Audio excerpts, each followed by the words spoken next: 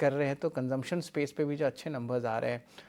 सबसे पहले सोमिल, आपसे मैं जानना चाहूँगा कि फेस्टिव सीज़न थीम पे कौन से सेगमेंट्स पे जो है आपको लगता है कि एक अच्छा बुलिश टेक्निकल पैटर्न्स बन रहा है, और अगर एफएमसीजी या अप्लायंसेस सेगमेंट में देखें तो यहाँ पे कहीं पे लगता है कि अच्छी अप मूव आ सकती है स्टॉक्स में। अब याद रखिए समर का भी इम्पैक्ट आया, लेकिन वो लार्जली फैक्टर्ड इन हो चुका है मार्केट्स में। तो अब आप किस तरह देख रहे हैं, वो बताएं। और फेस्टिव सीज़न पे भी थोड़ी खास डिस्कशन भी करेंगे हम थोड़ी देर में, लेकिन सोमिल आपके फेस्टिव सीज़न पे क्या रहेगी ज़रा बताएं। फेस्टिव सीजन पिक में मुझे ऐसा लगता है कि वेरी ऑन द गोल्ड, जो कल्याण ज्वेलर्स है, टाइटन है, ये सारे स्टॉक्स मुझे इतने खास नहीं लग रहे हैं बिकॉज उसमें गिरावट है।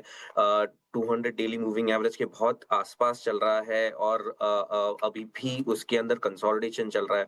Titan probably would be my preferred pick. एक ही पिक है ये पूरे सेक्टर में से। लेकिन अगर ऑटोज में देखें तो मुझे लगता है कि हीरो मोटोकॉर्प मुझे बहुत ही बढ़िया लग रहा है। So these are two stocks, और ये स्टॉक्स जो अपने सेक्टर में से बहुत स्पेसिफिक स्टॉक्स है।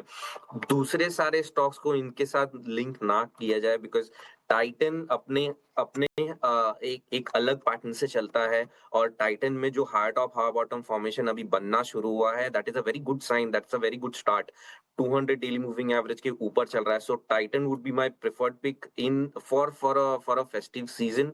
और Hero MotoCorp would be my preferred pick on the long side. Hero MotoCorp में भी 200 डेली मूविंग एवरेज के ऊपर चल रहा है, एक बड़ा कंसोलिडेशन ऊपर की तरफ तोड़ा है। बहुत ही अच्छा वैल्यू बाय भी है। और यहाँ से मुझे लगता है कि जो स्टॉप लॉस रहेगा वो 4430 के आसपास रख के ऊपर में टारगेट्स अराउंड 5000 के आसपास के हम हीरो मोटोकॉर्प में रख सकते हैं in the medium term outlook as a positional trade, not in the short term trade. Titan में भी वेरी सिमिलर।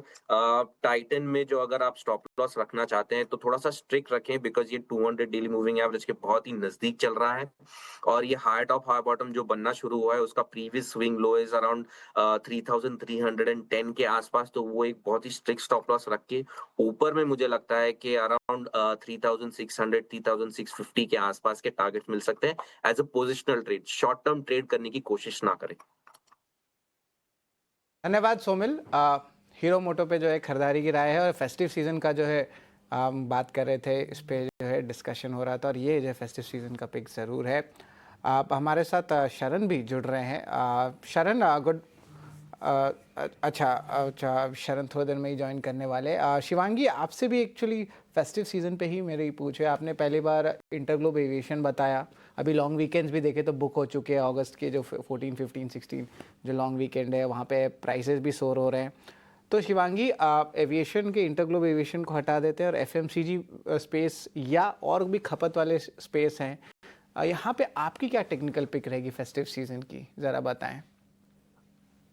अम, जी बिल्कुल। हम देख रहे हैं फेस्टिविटी के अहेड इन स्टॉक्स में भी एक मोमेंटम शुरुआत तो ज़रूर होती है, बट सारी कंज़म्पशन स्टॉक्स की अगर मैं बात करूँ यहाँ पे, तो फ़िलहाल एक ऐसा कोई पर्टिकुलर सेक्टर नहीं नज़र आ रहा है जिस पे पूरा स्ट्रेंथ ऑफ फ़ोकस जा रहा है। और ऑफ़ कोर्स कुछ पॉकेट स्टॉक्स हैं जिनको हम फ़ोकस कर सकते हैं। बट ओवरऑल थोड़ा कॉशियस ही रहे मार्केट में, क्योंकि मार्केट जो है, ब्रॉडर मार्केट्स जो है वो वीकनेस में है। तो स्ट्रेंथ वाले काउंटर्स के साथ जिसमें मोमेंटम है, उनमें ही हम फ़ोकस करें जल्द से। चलिए ये एक टेक इस वक्त, और फेस्टिवल सीजन के साथ साथ कई सारे बकेट्स बास्केट्स बुक है इनफैक्ट जिस पर हमें नज़र रखनी चाहिए। FMCG, consumption, hotel, travel, tourism, leisure, entertainment, ये सारे के सारे बास्केट हैं जो कि यहाँ से आगे दिसंबर एंड तक फोकस रेडार पर रहेंगे। लेकिन चलिए पैनल पर अब एक और एक्सपर्ट जुड़ गए हैं।